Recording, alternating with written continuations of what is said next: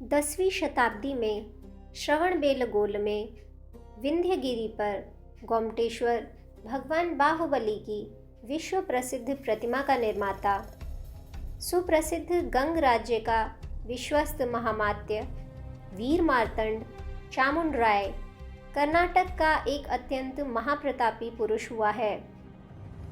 इतिहास पंडितों ने एक स्वर से स्वीकार किया है कि उससे बड़ा राजनीतिज्ञ, वैसा वीर योद्धा, उतना बड़ा समर विजेता और वैसा सदाचारी धर्मात्मा व्यक्ति कर्नाटक में दूसरा नहीं हुआ।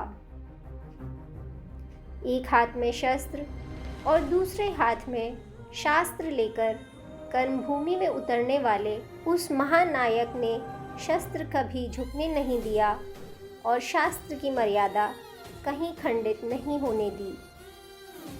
सम्यक्त्व रत्नाकर वीर चामुंडराय जैसा श्रद्धा संपन्न जिनेंद्र भक्त था, वैसा ही निष्ठावान मातृ भक्त भी था। अपनी वृद्धा माता के मन में उठी ओदनपुर के बाहुबली की दर्शनाभिलाषा पूरी करने के लिए उसने अपनी मातृभूमि पर ही बाहुबली की ऐसी विशाल और विलक्षण प्रतिमा का सृजन कराया, जो हजारों वर्षों तक लाखों करोड़ों दर्शनाभिलाषियों की मनोकामना पूर्ति रहेगी।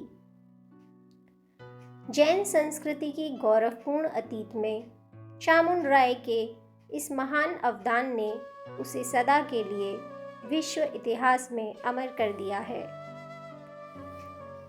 स्याद्वाद विद्याम्बुधि पूर्णचंद्रम कल्वप्पु शैलोपरि राजमानं श्रीचंद्रगुप्तस्य गुरुं वरेण्यं श्रीभद्रबाहु प्रणमामि नित्यम्।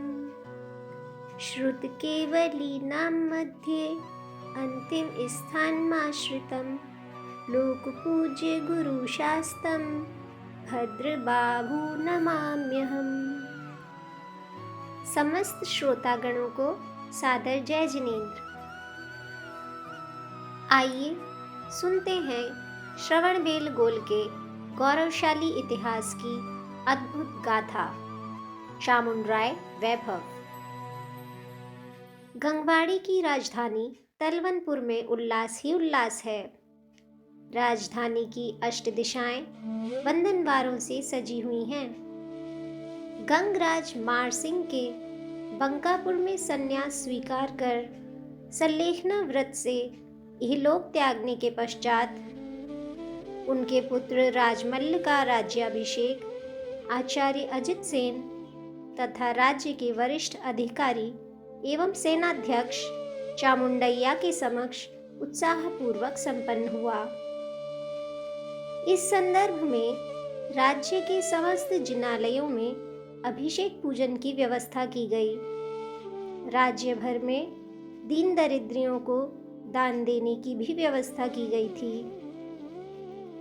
राज्य की समस्त जनता उत्साह और संतोष से भर उठी। राज्य अभिषेकोत्सव के इस संदर्भ में ही चामुंडराय की सेवा से प्रसन्न राजमल्ल ने बड़े प्रेम से उनका आदर सत्कार किया। समर परशुराम की उपाधि प्रदान करके उनको अपना महामंत्री भी बना लिया। राज्याभिषेक के अगले दिन एकांत में बैठकर प्रशासन की चिंता में डूबे राजमल्ल के पास आकर चामुंडैया ने कहा, प्रणाम महाप्रभु। आइए अमात्य, क्या समाचार है? कल आपने जो मेरा आदर सत्कार किया, उसके प्रति मैं व्यक्तिगत रूप से आभार प्रकट करने आया हूँ प्रभु। अमात्यवर, वास्तव में हमें आपके प्रति आभार प्रकट करना चाहिए। वो क्यों प्रभु? अमात्यवर, पिताश्री के रहते गंग साम्राज्य के व्यवहारों से हम अनभिज्ञ थे।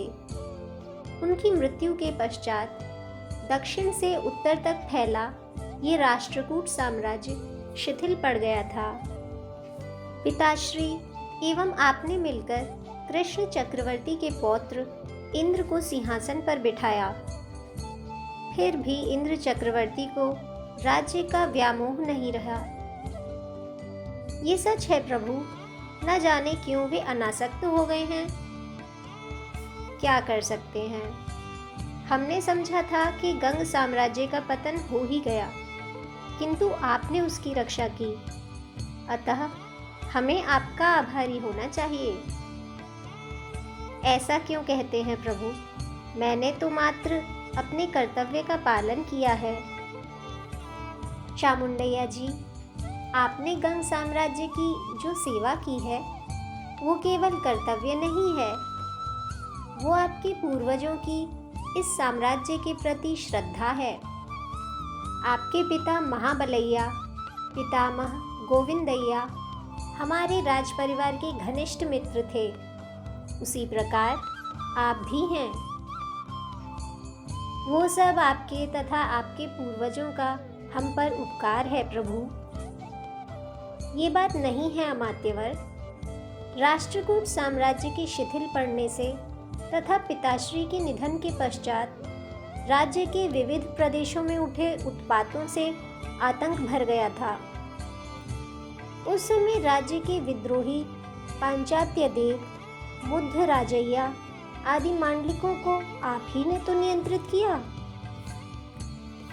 वो कार्य यदि आप न करते तो आज हम इस सिंहासन पर कैसे होते, गंग साम्राज्य कहाँ होता। आपकी इसी निष्पक्ष सेवा एवं साहस से प्रसन्न होकर हमने आपको समर परशुराम की उपाधि प्रदान करके महामंत्री नियुक्त किया है।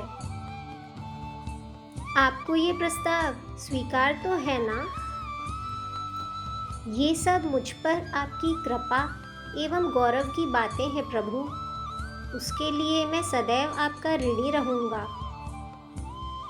इस प्रकार प्रभु राजमल एवं महामंत्री चामुंडैया ने एक दूसरे के प्रति आभार प्रकट किया।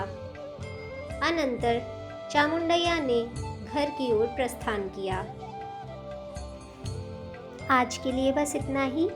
आगे की कहानी अगले भाग में सुनेंगे। जावाणी के ज्ञान ते सूझे लोकालोक, सोवाणी मस्तक नमो सदा देत हूँ धोख। हे जिनवाणी भारती तोहि जपूं दिन रैन, जो तेरी शरणा गहे सो पावे सुख चैन। 9 बार नमोकार मंत्र पढ़ेंगे।